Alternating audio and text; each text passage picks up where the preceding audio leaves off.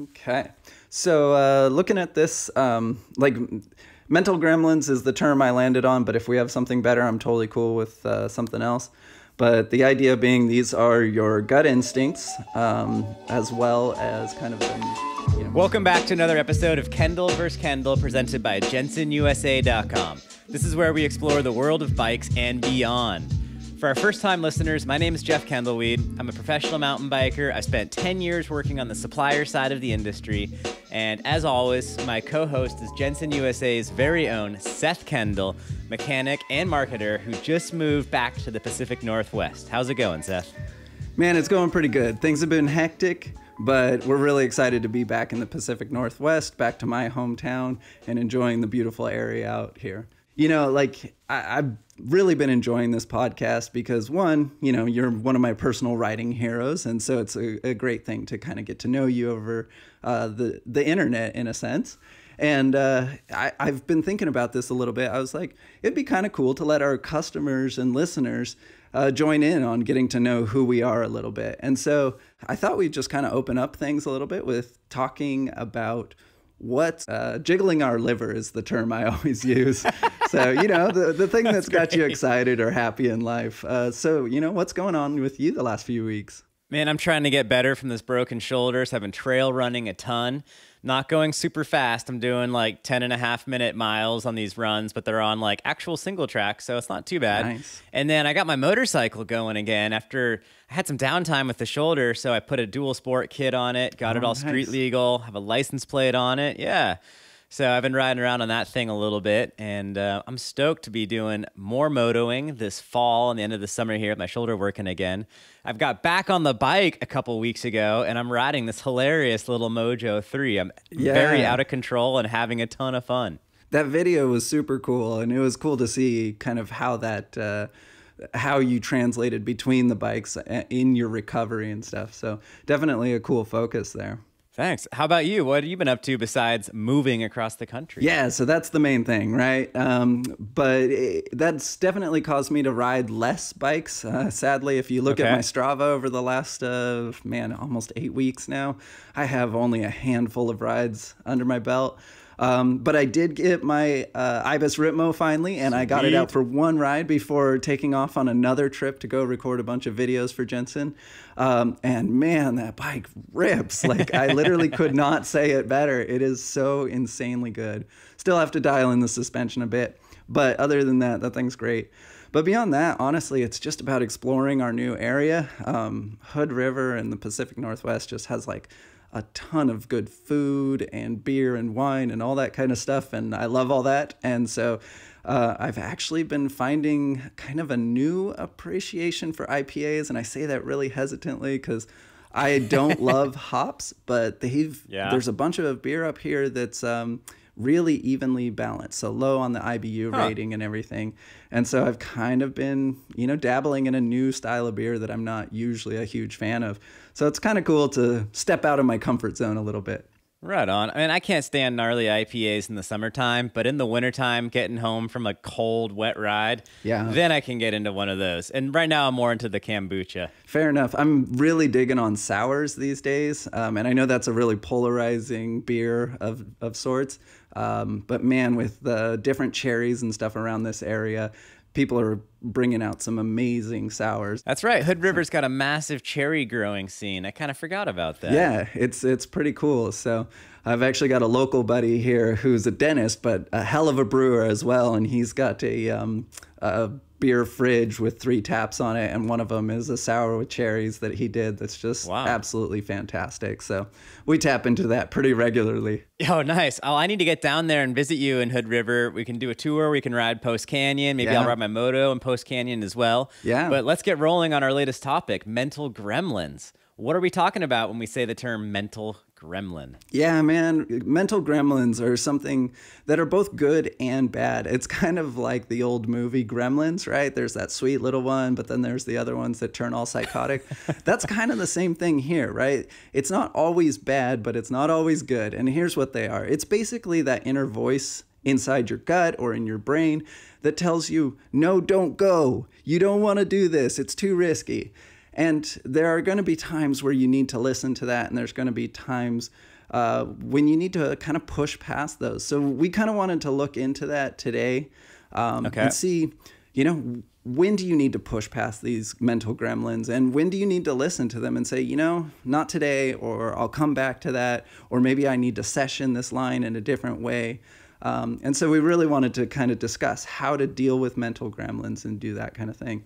So I imagine that you're kind of dealing with this right now, right? You just had kind of a big wreck where kind of watching the videos, it wasn't like you were riding way outside of your limits, but there was this thing that happened. No, I was riding in a straight line, and all of a sudden I'm on the ground. Yeah. It was a total accident. The worst kind of crash to have, but the kind of crash that happens to all of us. Yeah. So how does overcoming something like a big wreck like that, you know, how does that process out for a guy like you? Well, I wouldn't say I've overcome it yet. So, you know, when people are riding mountain bikes and they start off, I don't know, for me, when I started riding mountain bikes, I was very much an adrenaline junkie and just wanted to pin it and get as gnarly as I could. And that was like, it was super fun to ride on the ragged edge. 20 years later down the road, you know, I've been hurt a couple of times, sure, but that adrenaline feeling's kind of gone away a little bit. And so now when I'm riding, it's way more analytical. So when you're talking about mental gremlins, you got to kind of consider your initial perspective towards the sport. Are you riding because you're expressing yourself and it's good exercise, it's fun in the woods? Or are you riding because you want to send it, you're looking for a bit of a thrill, you want to push your own limits?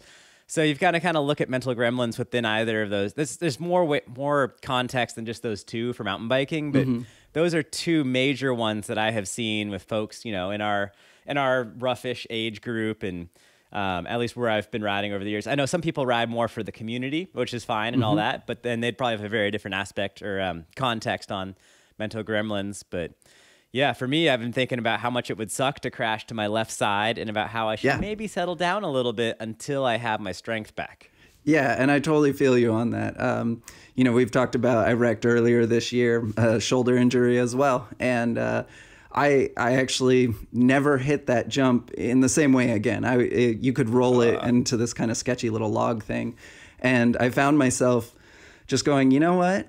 For right now, that is not the jump I'm going to focus on. And it was funny because I was hitting other jumps bigger, harder, farther, faster. But for whatever reason, that little one, I just made the decision that that gremlin was just going to live there permanently. And so, you know, I ended up leaving that area, and that gremlin's still there. I probably will never hit that jump, and it's just the way it is. So kind of with that idea, what do you think the difference between like good and bad mental gremlins are, and how do you identify when there's a good one or a bad one? Dude, I can't tell what a good mental gremlin would be. Do you want to give me some insight on that? Yeah, no, I totally have them. Like, we had a series of jumps, again, at my old trails here, and it was not a really hard series, but you came in through a kind of weird corner, and then there was like a real quick succession of a couple of jumps, one just being a setup jump, and then the next one being a little tabletop. And the margin of error was pretty small on this. You had to land just in the right area on both jumps. And there have been times where I've come in, I'm, you know, feeling kind of off on my game on the trail, and I hit the first jump and I land awkwardly and just absolutely scrub the next one because I just know that I'm just not in my, you know, right frame of mind in that situation. And so for me, that mental gremlin that day is like, hey man, you're not there. Like you're not riding it. Okay. You're not riding on point. And so, you know, I just stopped. And then there's other days where I come in and that same set of jumps, I come in and, you know, maybe I didn't just quite get it right that first time, but I'm like, oh man, I totally have that. And I would actually stop, turn around, hike back up and go session that. And so for me that day, that gremlin, instead of being a bad gremlin, was just telling me like, hey, it's time to go back up and just, you know, do this again. You got to do it a little differently. And I did have to like kind of overcome the fact that I had screwed up before, right? Like I had to think, okay, I need to make sure I get this tire right here when I do it and think more precisely about your run. So I think that's kind of the difference, right? There's times when I have to listen to that gremlin versus the others when I'm like, yeah, let's push you to the side and go just session this again. Okay, so you got to be analytical as well as... Yeah, because I think there's been some times I've pushed past them and it's gotten me in trouble, right? Riding Mammoth, I definitely had some moments like that. And I haven't spent a ton of time at Mammoth, but the few times I did, there was a couple times I got in over my head for sure, and was just like, I got this. I'm gonna go session it again. You know, I do my best to separate my emotions from I guess you could call them the gremlins or whatnot. So I've been getting pretty analytical. Is this something I can do? Is this something I can't do? And a lot of the times when we're on like a video trip or whatnot, we're basically trying to find the biggest, hardest, gnarliest stuff in a given location. And then we're usually on a schedule. So it's like, show up, look at it once. There's no one around who's riding. So it's like, all right, well, this might be possible. Yeah. All right, can we film this in the time that we have? Can I make this ridiculous jump that no one has done yet in this, in this area that has a riding scene? And then it's like basically a decisioning process, but it's, yeah, in that instance from trying to decide if something is too big or if it's not big enough, like, yeah, I just try to separate emotions entirely. I think that's where problems come up, is when you listen to the emotions a little bit too much. So if you get too nervous on something and you go and hit it anyhow, then you're listening to if you're not listening to your good mental gremlins, as you'd say, then you're going to hit it super tense, be prone to braking too hard. If something goes a little wrong, you're going to freak out and grab the brake super hard, and you could very easily cause a crash. Whereas if you hit the same section super loose, and confidently, you probably wouldn't have a problem. So, yeah, there definitely is that. You know, I've got a couple of jumps that are exactly that, where I had, again, it was a wreck. You know, I had been kind of building up on a jump, and I had a wreck. It wasn't anything major, but it just happened to be on the same shoulder that had been messed up before. Ooh, and I literally had to tell myself every time, because even though it didn't really do, I mean, it kind of hurt, but like I just was fine a little week later. You know, it wasn't all that big of a deal, but every time I rolled into that jump, I had to tell myself, like, let go of the brakes and think loose, like, and yeah, it was funny because, you know, you talk about being analytical, and that's actually what saved me on that. I'm guessing I'm just putting that together now, that I was like pushing away that emotion and of fear and stuff, and just going into you can do this, you know, the speed, you like, and just kind of calculating the whole thing. And that calculation apparently is what allowed me to actually be pretty confident on this jump ultimately. You know, for me, breaking down a sketchy line into individual little bits and pieces, that helps a ton. So if I find something super, super sketchy, like in the Ritmo LA video, there's a water tower thing. Yeah. And I wanted to jump off of it, but it was like an 8-foot drop to flat. And then right after, on the run out, there was a boulder the size of a Volkswagen Beetle kind of hidden behind some bushes. So it looked like you could ride into it and no big deal, but there was a real granite boulder in there that would just stop you dead in your tracks. And on the other side of that, there's a bunch of stumps right at pedal height. So the run out was just super sketchy. The drop was pretty darn big, and I've only got a handful of big drops and stuff in me until I'm just too wore out to keep filming. And then to get, I thought it was kind of lame just to pedal in circles on top of the water tower and then try to jump off straight. Like, not that rad. But then I was thinking, you know, it'd be really cool to jump onto this water tower. And there was a scrap piece of aluminum hanging out there in the side of the trail and some cinder blocks. So I was thinking, like, well, maybe we could just build a ramp out of this because it's too far and too high to bunny hop. And yeah, the run-in had a problem because there's a bunch of rusty, broken nails on the run, and you had to kind of pedal around some. This is Mother Nature. This is out in the wilderness. There's just tons of trash in the desert in Southern California. You know, you'd be surprised. You know what the rest of us are saying? Those are all signs of the world telling you you're not supposed to jump onto this water tower. I know, but the way the light was, it would look sweet, and it was like, individually, these things were all pretty doable, but there was so many ways it could go so wrong. And I got pretty nervous. And like, to be nervous about an 8-foot drop, about an 8-foot long jump out onto this little thing, like none of that stuff was big enough to really be like legitimately nerve-wracking. So I had to break it down into individual little aspects. So the first thing was the run-in. Took 20 minutes, cleaned up the run-in, literally practiced the run-in a few times to see, because you're blind pedaling into it, go around a corner, and then you can see your ramp. So got really familiar with the run-in, and then the ramp was just so sketchy. So rolled into it, kept on hitting at the front tire a little bit to see if it would, because sometimes if you hit a launch ramp, it'll actually slide backwards instead of sending you up in the air, and that can get really sketchy. I remember that from when I was a kid. Right? I'm sure everyone's experienced that. You hit a ramp, and it's just, instead of you going up, the ramp goes forwards, and then you usually go over the bars. Yep. Yep. And I was looking at a cement landing pad with a very sharp piece of rebar sticking out of it downward. So if I didn't make it onto the top, I would just get skewered by this thing. So eventually I realized that there was enough cinder blocks behind this that it would probably send me up, and I should just bunny hop as high as I could once I hit it to minimize the forces going straight forwards and kind of maximize the upward lift. And so it make it do as little work as possible to make it less likely to, collapse. So eventually just hit it and made it onto the water tower. And then my next fear was not being able to slow down in time. Right. And if I were to overclear it and land and then be kind of rebounding while trying to pull up, it could be really awkward and could endo off the end of this water tower, because it was kind of a narrow lily pad to make it onto and off again. So I was all freaked out about it, but tried it the first time and overcleared the gap, but still managed to land and hop on the brakes and turn no problem before hitting the drop, because I wasn't really ready to hit the drop yet. And once I broke it down and hit the first, we got the run-in dialed, got comfortable with that blind takeoff, and then finally made it onto the water tower. Then it was, all right, the first two pieces, the first two building blocks are there.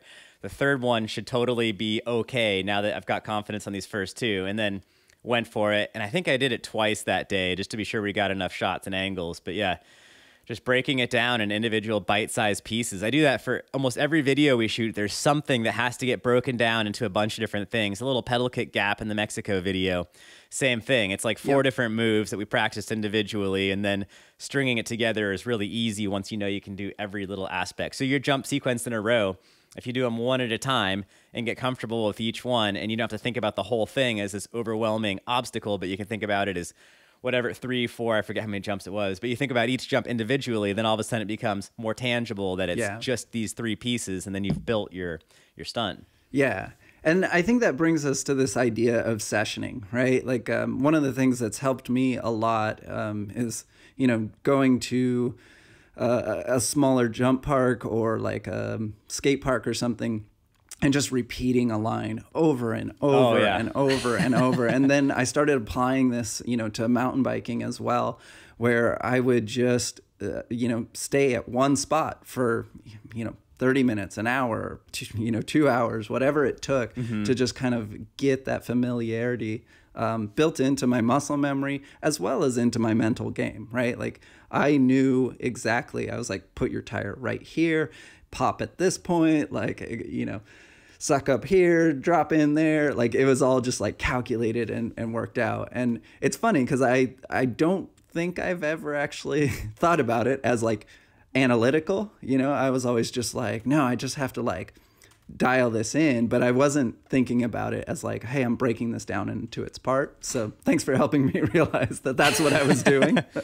Yeah, we do that for downhill and enduro racing. Enduro racing, you really have to do that because you don't have time to practice the whole stage multiple times. You've got time for one run, one test run down the stage. If you get to something tricky, it's good to ride it, not just twice, but like 3 times and really commit that one tricky section to memory.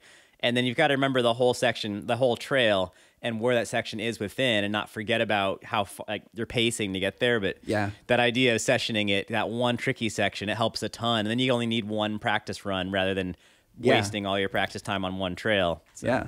And actually a shout out to Pink Bike and Privateer series for that. Man, that series is so cool. I'm so addicted. But he does exactly that, right? Like he's out on the trail and he's sessioning these just single sections and just finding that perfect line and getting his confidence to attack it in the best way and everything. So, but you've got to be ready for when you miss that perfect line and not get bummed out and lose your concentration and confidence when you do miss that and you have to ride the wrong way and just carry up and keep going. Yeah, so you got to shake that mental gremlin, right? Like be able to tell it, a little bit. Get off my back. I'm going to be fine on the next one. I'm calculated. I'm analytical. So do you have any tricks beyond kind of just the analytical side of things of reducing your mental gremlins? Is there ways that, like you said, kind of if you missed a section, how between that section that you messed up and the next section do you shake that off? Man, I think it's just a matter of consciously removing your emotions from your thought process and just trying to be as black and white as possible. Yeah, fair enough. I think that's really it. I mean, one technique that I think has worked for me in the past is to remove my focus from the thing that I did wrong there and to put it on something that's quite different. So if I'm, again, like let's say I mess up a jump section, I'll often kind of tell myself that, hey, maybe I'm going to skip a few jumps here to get my flow in corners. And I'm going to like rail corners and work on attacking a root section a little differently. I'm going, you know, I'm in a sense taking my mind off of the fact that I did that.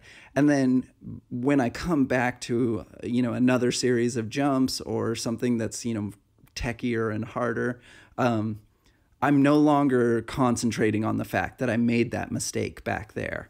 And I'm focusing on the fact that like, wow, I was railing those corners. Like you could like literally feel the unvelcroing of the tire against the dirt or whatever. Like that's the thing I'm focusing on instead of the like, unvelcroing of the tire against the dirt. Yeah, man. I need to use that in an Instagram caption somewhere. Yeah, I actually had a buddy, so shout out to Ryan Brainer. He'll be listening to this, but he just had his first unvelcroing in a berm, and he like texted us all. He's like, oh my God, that was the best feeling ever. I was railing it. So shout out, Ryan.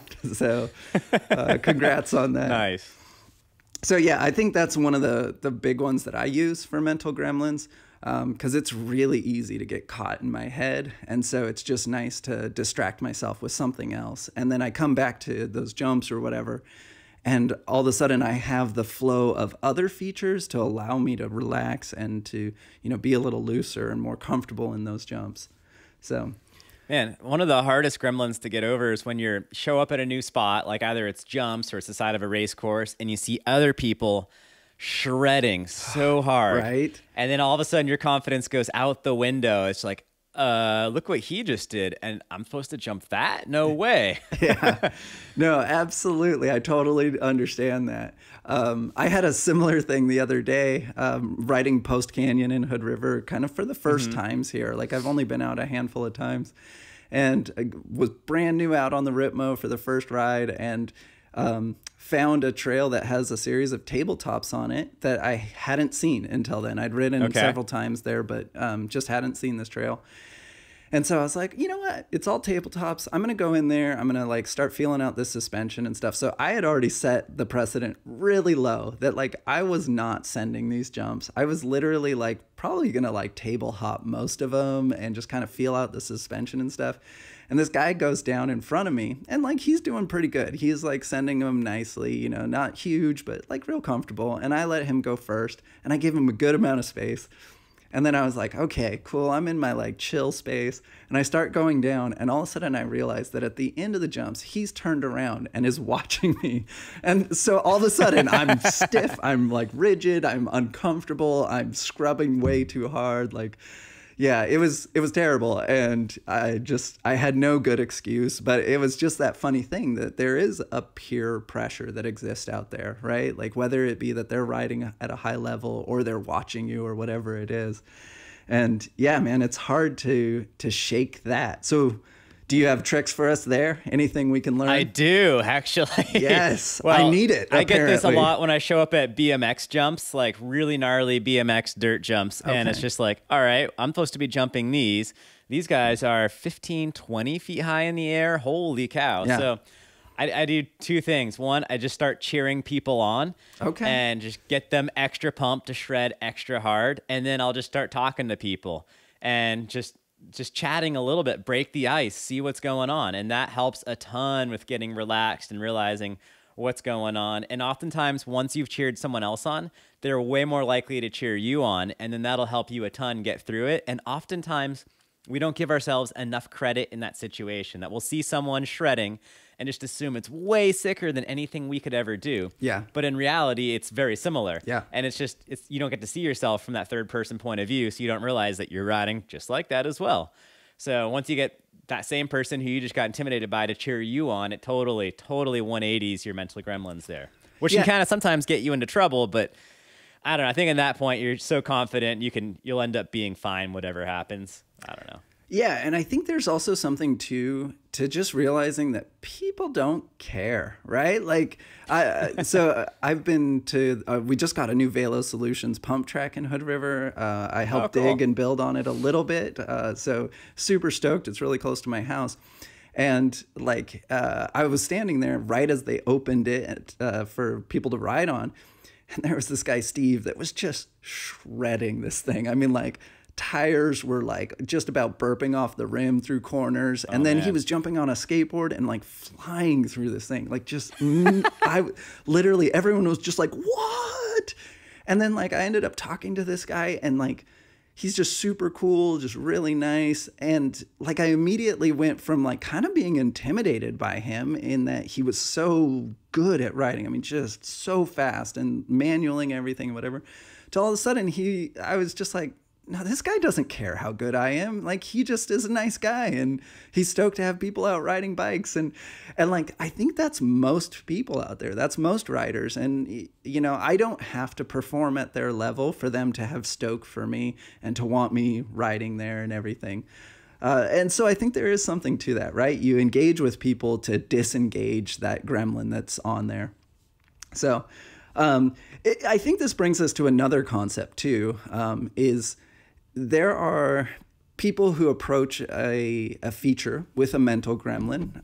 I think back to Hold a Crooks area in Southern California that we rode all the time. And there's a series of jumps kind of at the bottom, and a couple of gaps in there, nothing crazy big, but they were bigger jumps. And a lot of people would get there and kind of like, you could see the mental gremlin happening. And we always question, like, how far do we push our friends versus... You could see the mental gremlin happening. People would be shaking. They wouldn't speak in a confident voice. Oh, man. Yeah, so the question is always like, how far do we push our friends to, you know, make them successful at this? And when do we say, you know what, it's time for us to back off and let them submit to that gremlin this time? You know, how do you have any ideas on like how we recognize when to back off and when to push somebody further? No. I'm usually the instigator. I've been to the emergency room with a lot of friends, and I've seen a lot of accidents happen on the trail, so I don't have a very good answer there. And that's fair. That's fair.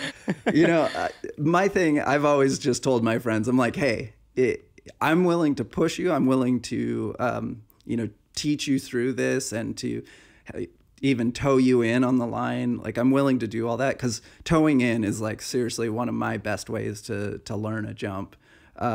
But, you know, I'm willing to do that. But if you're not confident, you're not going to be confident when you leave the air or leave the ground and go into the air. So that's kind of been my go-to, is that like I push them with like, hey, I'm here for you and I will help you through this. But if you're not confident, like, let's just go back and we'll try some other jump that's smaller that will get you prepared for this.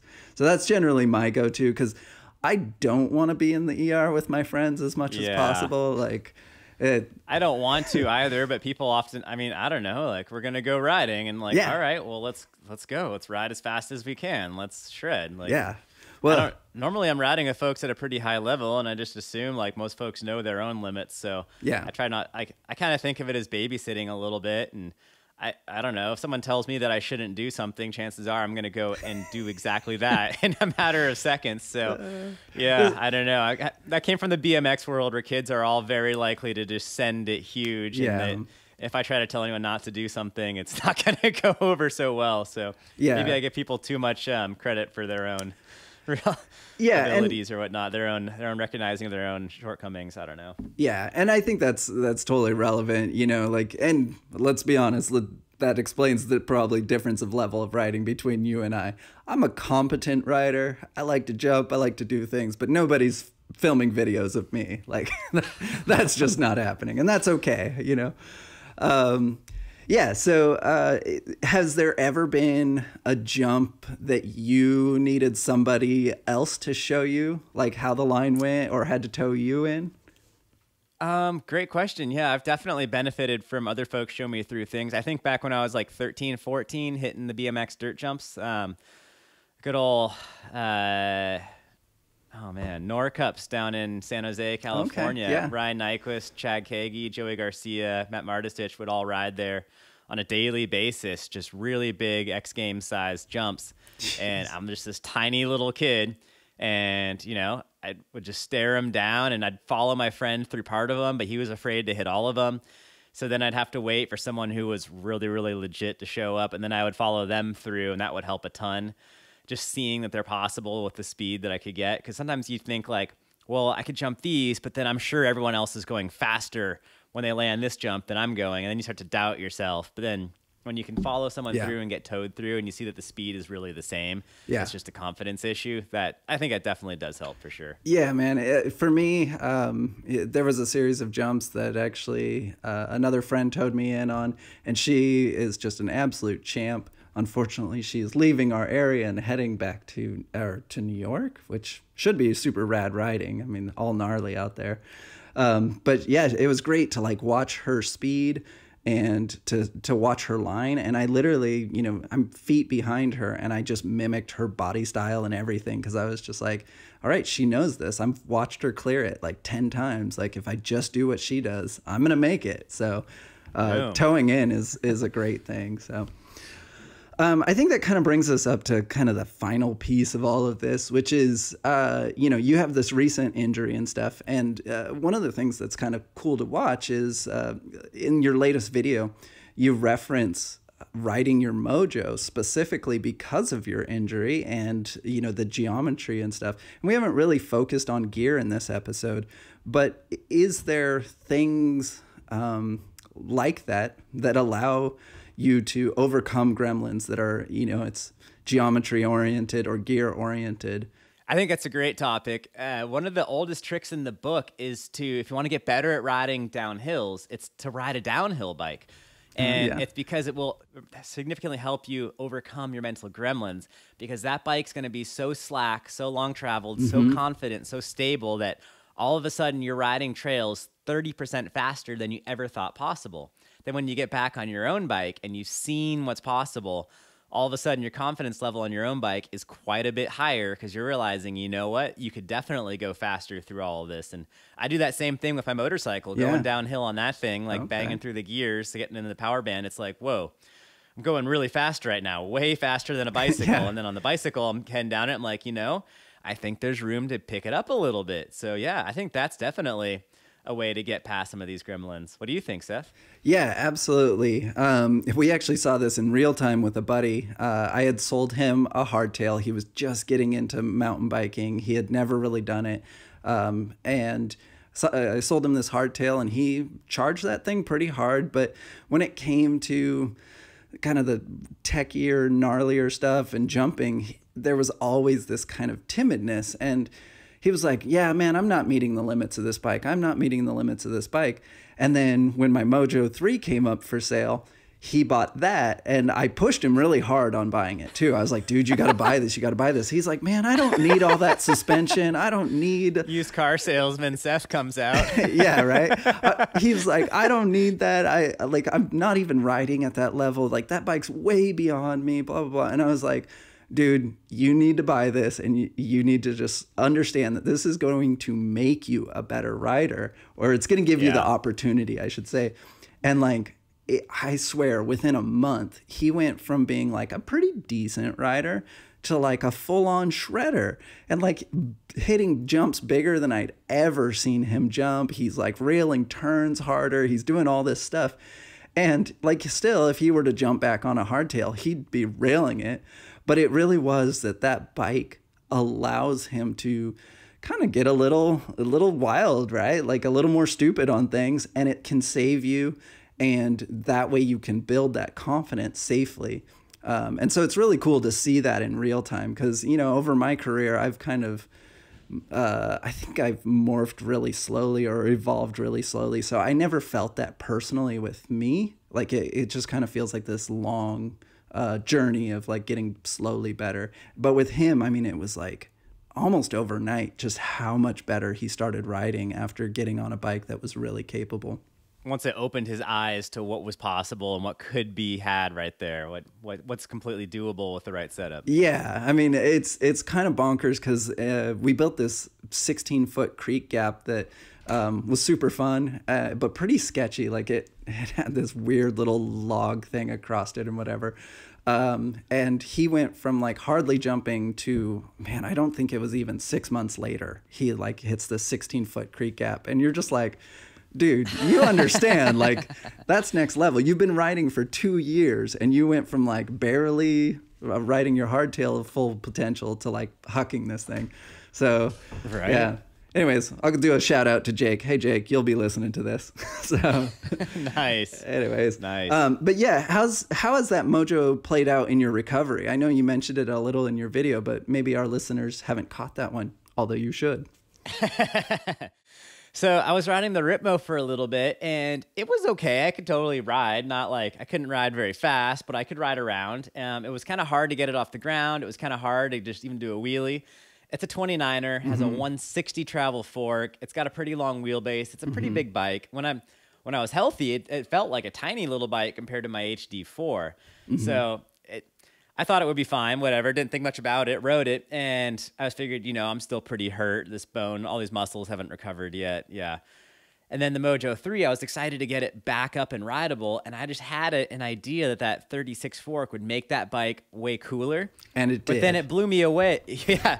Well, here's what happened. I got it on the trail, and that bike has a much shorter chainstay than the Ripmo does. And the whole wheelbase is a lot shorter, and all of a sudden I needed a lot less strength to pull it up and get it off the ground. Yeah. And with less travel, it was just easier to hit little bumps and pop it up airborne. So it was just much easier for me to ride with my weaker shoulders. And yeah, it totally is. It's been helping a ton with getting me out and able to ride. Awesome. And I'm still looking forwards for my first crash on the somewhat recovered shoulder.